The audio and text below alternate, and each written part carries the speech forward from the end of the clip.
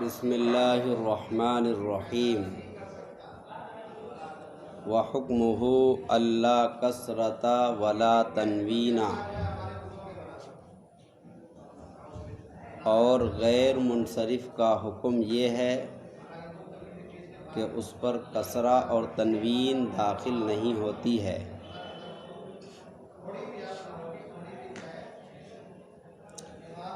مصنف علیہ الرحمہ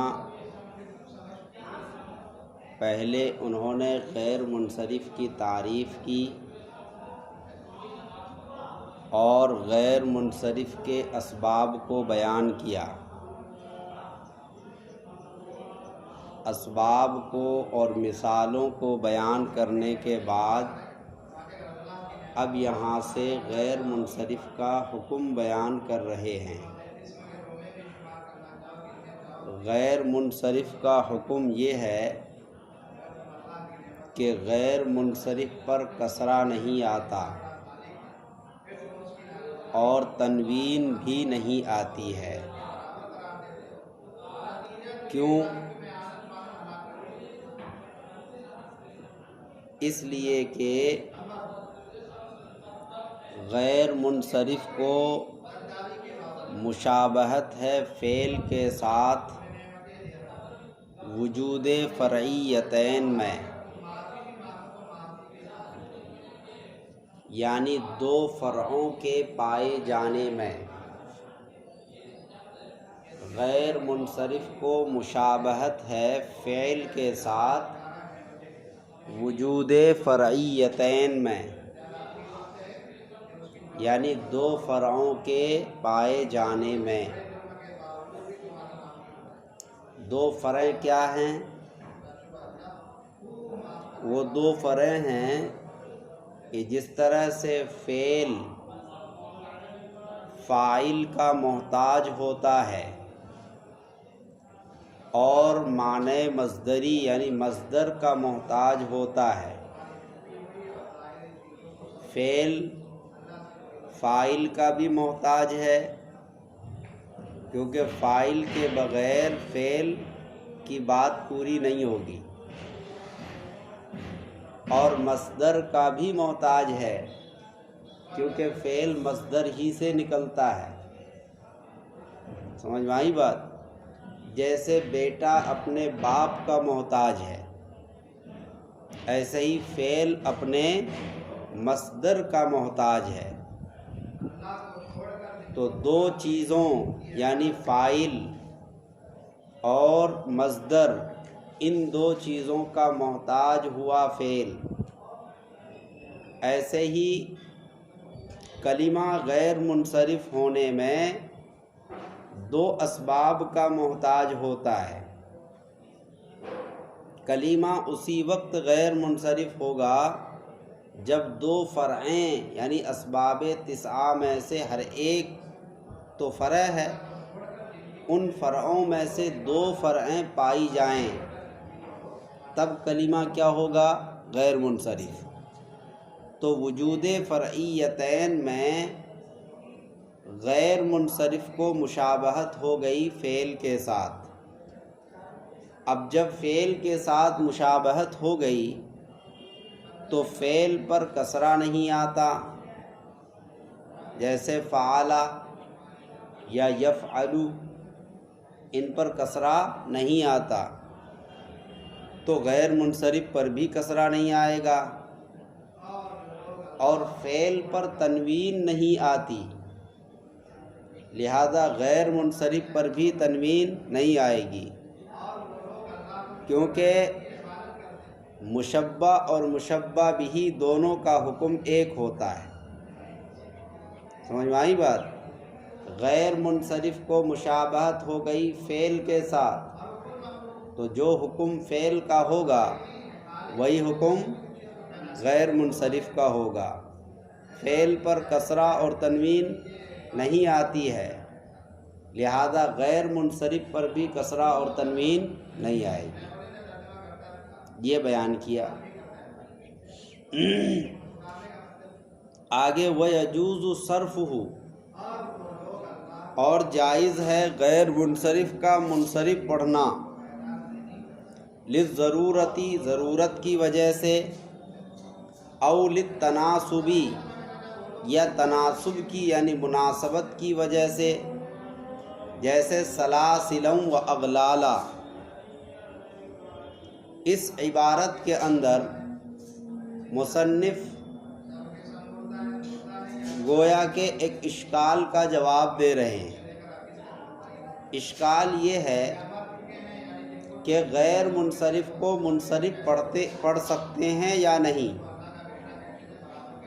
تو علامہ ابن حاجب نے اس کا جواب دیا یجوز کے ذریعے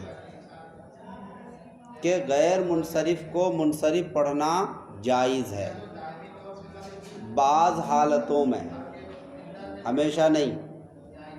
کہاں؟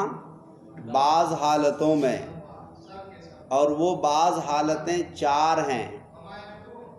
نمبر 1 ضرورت شعری کی وجہ سے، نمبر 2 تناسب کی وجہ سے، نمبر 3 انزحاف کی وجہ سے، اور نمبر 4 قافیہ بندی کی وجہ سے۔ سمجھ میں آئی بات؟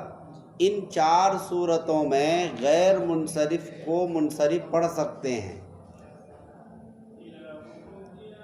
ان 4 میں سے مصنف نے کتاب میں 2 کو بیان کیا ہے، اور وہ 2 کون ہیں؟ ضرورت شعری اور ایک ہے تناسب۔ باقی 2 کو بیان نہیں کیا، وہ ہے انزحاف۔ انزحاف کہتے ہیں سلاست، عبارت کے اندر جو سلاست ہوتی ہے وہ، اور ایک ہے قافیہ بندی۔ سمجھ میں آئی بات؟ مصنف نے 4 میں سے 2 کو بیان کیا، 2 کو کیوں چھوڑ دیا؟ اس کا جواب یہ ہے کہ 2 کو اس لیے بیان کیا کیونکہ یہ غیر مشہور تھے، اور جن 2 کو مصنف نے چھوڑ دیا ہے وہ مشہور و معروف ہیں، اسی لیے مصنف نے کیا کیا؟ ان کو چھوڑ دیا۔ آئی بات سمجھ میں؟ اس کے بعد یہاں لفظ یجوز پر بحث ہے۔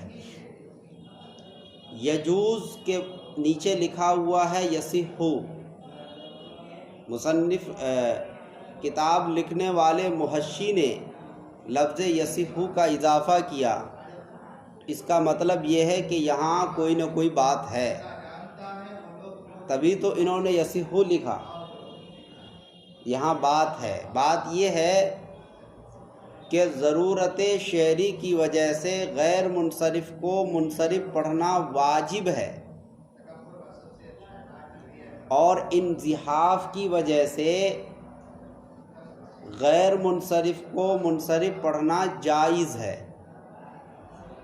سمجھ میں آئی بات؟ اگر یجوز کو یجوزو کے معنی ہی میں لیا جائے تو ضرورت شعری اس سے خارج ہو جائے گی، کیونکہ وہ تو واجب ہے۔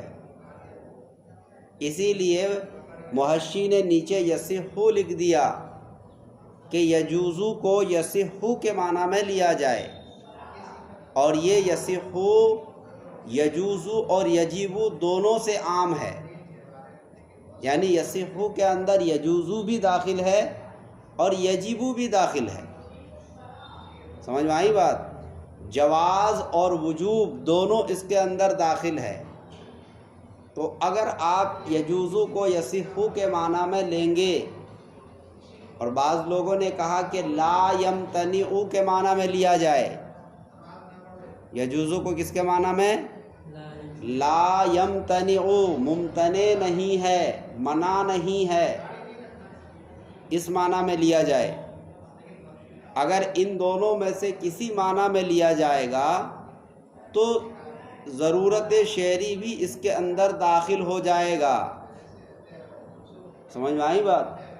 ضرورت شعری بھی اس کے اندر موجود ہوگی، اور اگر آپ یجوزو کو یجوزو ہی کے معنی میں لیں گے تو پھر اس وقت ضرورت شعری خارج ہو جائے گی۔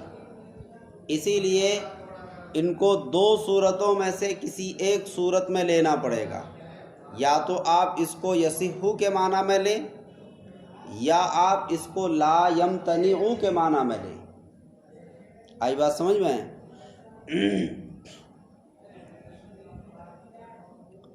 ضرورت شعری کی مثال ہے، ایک شعر ہے، صبت علی مصائب لو انہا صبت علی الایام صرن لیالیا۔ صبا، صب یصب صبن، ڈالنا، سمجھ میں آئی بات؟ صبت فعل مجہول ہے، مؤنث کا صیغہ، صبت علیہ مجھ پر ڈال دیا گیا، صبت علیہ مصائب مجھ پر مصیبتیں ڈال دی گئیں، لو انہا اگر وہ مصیبتیں، یہ پہلا مصرع ہوا، صبت علی الایام صرن لیالیا، اگر یہ مصیبتیں دن پر ڈال دی جاتی تو دن رات میں تبدیل ہو جاتا۔ حضرت فاطمہ کہتی ہیں کہ میرے اوپر بڑی بڑی مصیبتیں آئیں، اور اتنی مصیبتیں آئی کہ جس کو بیان نہیں کیا جا سکتا۔ اگر یہ مصیبتیں دن پر ڈال دی جاتی تو دن پریشان ہو کر رات میں بدل جاتا۔ سمجھ میں آئی بات؟ بوجھل ہونے کی وجہ سے۔ یہاں دیکھو، ضرورت شعری کی وجہ سے اس شعر میں مصائب غیر منصرف ہے، صبت علیہ مصائب لو انہا، یہاں مصائب کیا ہے؟ غیر منصرف، کیونکہ مساجد کے وزن پر ہے، اور جمع منتہی الجموع دو سبب کے قائم مقام ہوتا ہے، لہذا یہ غیر منصرف ہے، اور غیر منصرف پر تنوین نہیں آتی، لیکن یہاں پر تنوین ہے۔ صبت علیہ مصائب، مصائب پڑھا گیا، غیر منصرف کی وجہ سے اس کو پڑھنا چاہیے مصائب، لیکن مصائب پڑھا گیا، کیوں؟ ضرورت شعری کی وجہ سے۔ شعر کا تقاضا یہی ہے کہ اس پر تنوین ہی لائی جائے، تب شعر کے اندر خوبصورتی پیدا ہوگی۔ سمجھ میں آئی بات؟ اگر آپ تنوین نہیں لائیں گے تو اس کی خوبصورتی ختم ہو جائے گی، شعر کا وزن برقرار نہیں رہے گا۔ آئی بات سمجھ میں؟ ضرورت شعری کی مثال کیا ہے؟ صبت علیہ مصائب لو انہا، بولو، صبت علی الایام صرن لیالیا۔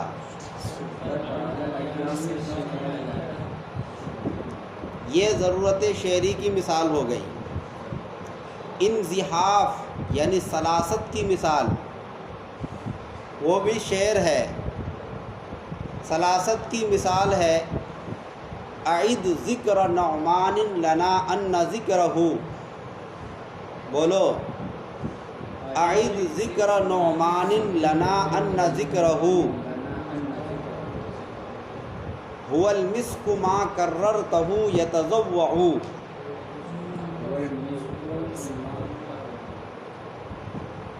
یہ جملہ حضرت امام شافعی علیہ الرحمہ نے فرمایا تھا۔ یہ جملہ دراصل شعر ہے، اور یہ انہوں نے امام ابو حنیفہ کی فضیلت میں کہا تھا کہ امام ابو حنیفہ کا ذکر میرے سامنے بار بار کرو۔ اعید، اعاد یعید، اعداد کے معنی اعادتاً، اس کے معنی لوٹانا۔ اعید ذکر نعمان، نعمان بن ثابت کس کا نام ہے؟ امام ابو حنیفہ کا۔ تو میرے سامنے نعمان بن ثابت کا تذکرہ بار بار کرو، اس کو لوٹاتے رہو۔ لنا، ہمارے سامنے، ان ذکرہ، اس لیے کہ ان کا تذکرہ، هو المسک، وہ مشک ہے، ان کا تذکرہ کرنا گویا کہ مشک ہے۔ ما کررتہ یتضوع، جب آپ اس کو بار بار بیان کریں گے تو اس کے اندر روشنی آ جائے گی. سمجھ میں آئی بات؟ ما کررتہ یتضوع، کرر یکرر، تقریر کے معنی دوبارہ بیان کرنا. جب بار بار اس کو بیان کریں گے تو اس کی وجہ سے نورانیت ہوگی. سمجھ میں آئی بات؟ اب یہاں دیکھو اس مثال، اس شعر کے اندر انزحاف کی وجہ سے غیر منصرف کو منصرف پڑھا گیا ہے. نعمان یہ غیر منصرف ہے. کیوں؟ الف و نون زائدتان اور علم کی وجہ سے. تو غیر منصرف پر تنوین نہیں آتی ہے، یہاں پر تنوین آ گئی. نعمان، آئی بات سمجھ میں؟ کیوں تنوین آئی؟ انزحاف کی وجہ سے. انزحاف کا معنی سلاست. اگر تنوین نہ لاتے تو شعر کے اندر جو سلاست ہوتی ہے وہ ختم ہو جاتی. تو یہاں غیر منصرف کو کیا پڑھا گیا؟ منصرف. کیوں پڑھا گیا؟ سلاست کی وجہ سے، انزحاف کی وجہ سے.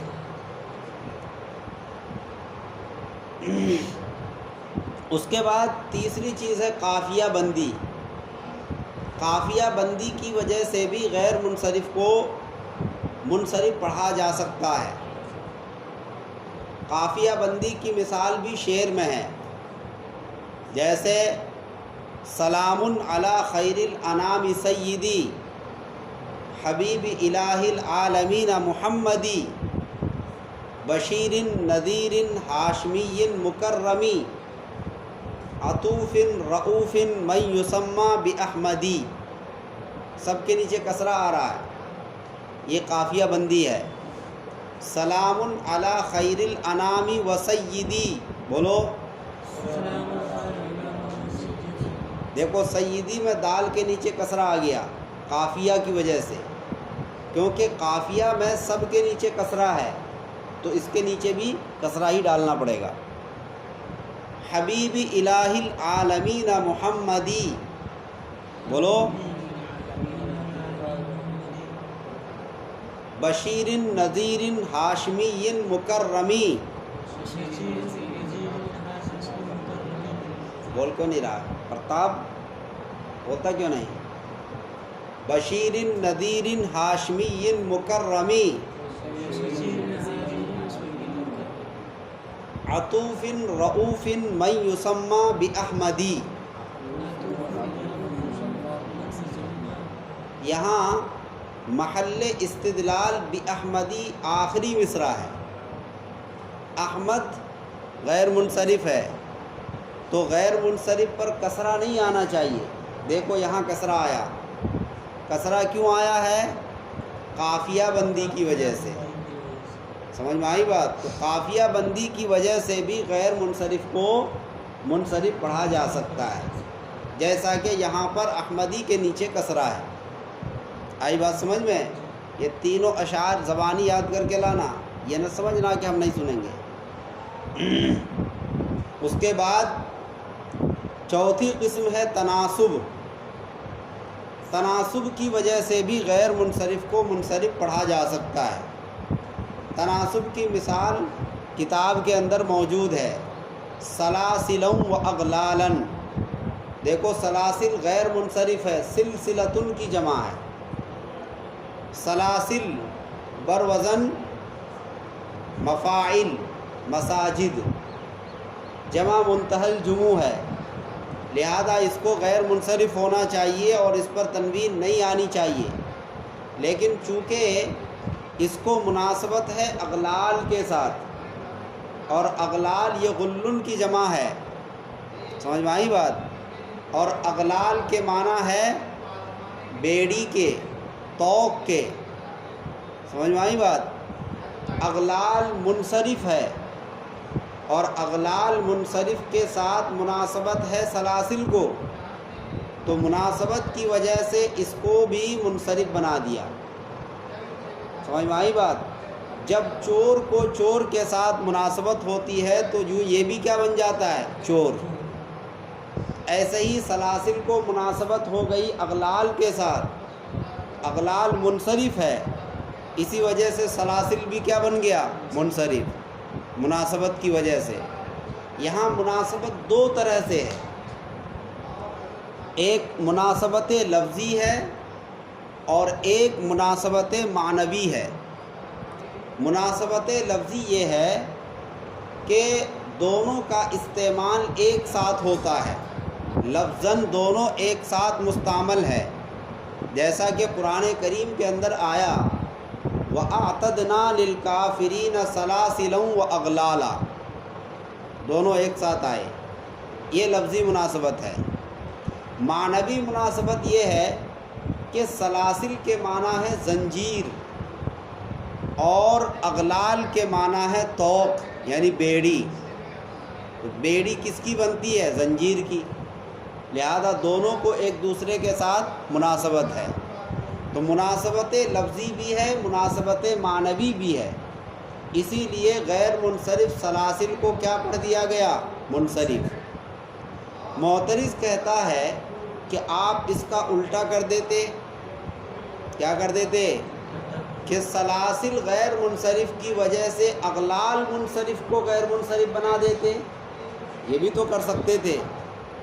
اس کا جواب یہ ہے کہ ایسا کر سکتے تھے لیکن کرنا درست نہیں، اس لیے کہ غیر منصرف اور منصرف میں اصل ہے منصرف، اصل کون ہے؟ منصرف۔ اور آپ کی بات مانتے ہوئے اگر اغلال کو ہم غیر منصرف کر دیتے جو کہ منصرف ہے تو گویا کہ اصل کا فرع بنانا لازم آتا۔ کیا لازم آتا؟ اصل، کیونکہ غیر منصرف فرع ہے اور منصرف کیا ہے؟ اصل ہے، اور اصل کا فرع بنانا یا اصل کا تابع بنانا درست نہیں ہے۔ اسی وجہ سے سلاسل غیر منصرف کی وجہ سے اغلال منصرف کو غیر منصرف نہیں بنایا گیا۔ آئی بات سمجھ میں؟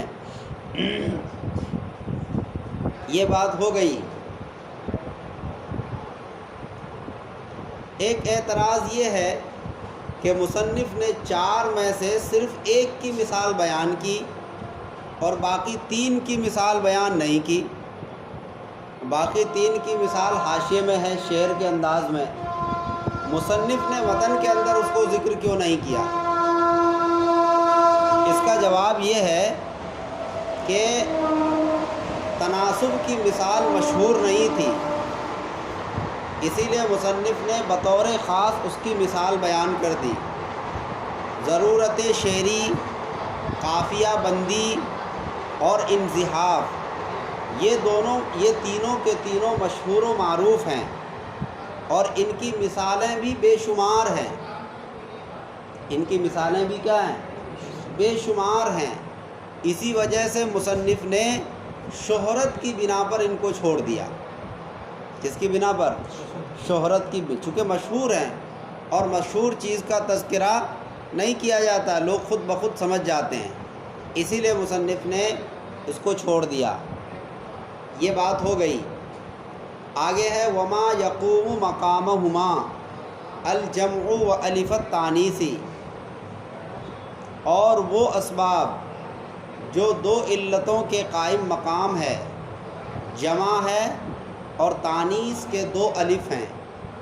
یہاں اوپر غیر منصرف کی تعریف کرتے ہوئے کہا گیا تھا کہ جہاں 9 علتوں میں سے 2 علت ہوں یا ایک ایسا علت ہو جو 2 علتوں کے قائم مقام ہو، تو سوال پیدا ہوتا ہے کہ وہ کون سا سبب ہے جو 2 علتوں کے قائم مقام ہے۔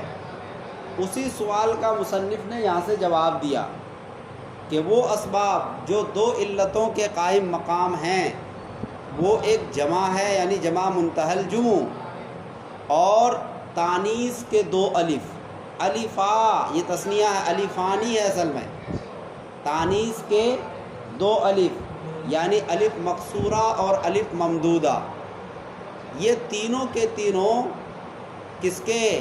2 سبب کے قائم مقام ہیں۔ تو بظاہر عبارت سے یہ لگ رہا ہے کہ جمع اور تانیث کے دونوں الف دونوں مل کر 2 سبب کے قائم مقام ہے، بظاہر ایسا لگ رہا ہے عبارت سے۔ تو اس کا جواب دیا جائے گا کہ اصل میں عبارت محذوف ہے، وما یقوم مقامہما اثنانی، اور وہ سبب جو دو علتوں کے قائم مقام ہے وہ دو ہیں، اثنان، احدہما الجمع، ان میں سے ایک جمع ہے، وثانیہما الف التانیثی، اور ان میں سے دوسرا سبب تانیث کے دو الف ہیں۔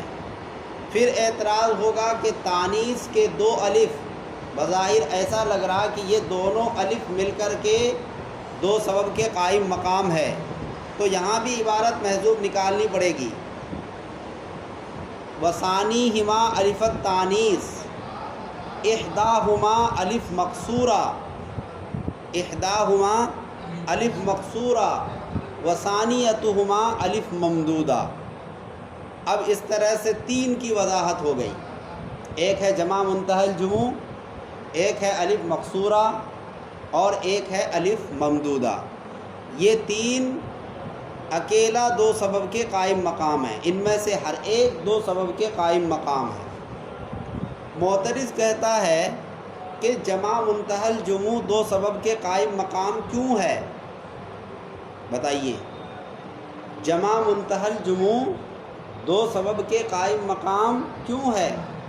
اس کا جواب یہ ہے کہ جمع منتہی الجموع کے اندر تکرار جمعیت ہوتی ہے، یعنی اس کے اندر مکرر جمع لایا جاتا ہے، جیسے کلبن کی جمع اکلب اور اکلب کی جمع اکالب، سمجھ میں آئی بات؟ نام کی جمع انعم اور انعم کی جمع اناعم، دیکھو ڈبل جمع ہے، اس کے اندر کیا ہے؟ تکرار جمعیت۔ پھر اعتراض ہوگا کہ مساجد کے اندر تکرار جمعیت کہاں ہے؟ مساجد تو صرف مسجد کی جمع ہے، تو یہاں ڈبل جمع کہاں ہے؟ اس کا جواب یہ ہے کہ یہ جمع حکمی ہے۔ کیا ہے یہ؟ ہاں، جمع منتہی الجموع سے مراد عام ہے، چاہے وہ حقیقتاً جمع ہو چاہے حکماً جمع ہو، یہ حکماً دو جمعوں کے قائم مقام ہے، کیونکہ مساجد کا وزن ہو گیا، سمجھ میں آئی بات؟ مساجد جو ہے مفاعل کا وزن یہ دو جمع کے قائم مقام ہوا کرتا ہے۔ جمع سے مراد آپ لے لیں عام، چاہے وہ حقیقتاً جمع ہو یا حکماً جمع ہو، یہ جمع کے حکم میں ہے، سمجھ میں آئی بات؟ اکالب مساجد، اکالب مساجد اسی کے وزن پر ہو گیا، گویا کہ یہ جمع حکمی ہو گیا۔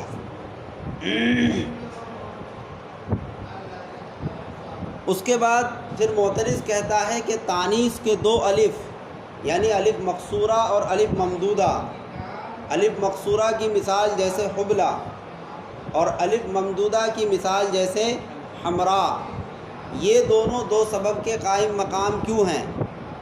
تو اس کا جواب یہ ہے کہ اس کے اندر بھی دو چیزیں ہیں، ایک تانیث اور ایک ہے لزوم تانیث، دو چیزیں اس کے اندر، کیا؟ ایک تانیث ہے، حبلہ مؤنث ہے، تانیث ہے اس کے اندر، اور دوسری چیز ہے تانیث کا لازم ہونا، یعنی تانیث اس کے لیے لازم ہے۔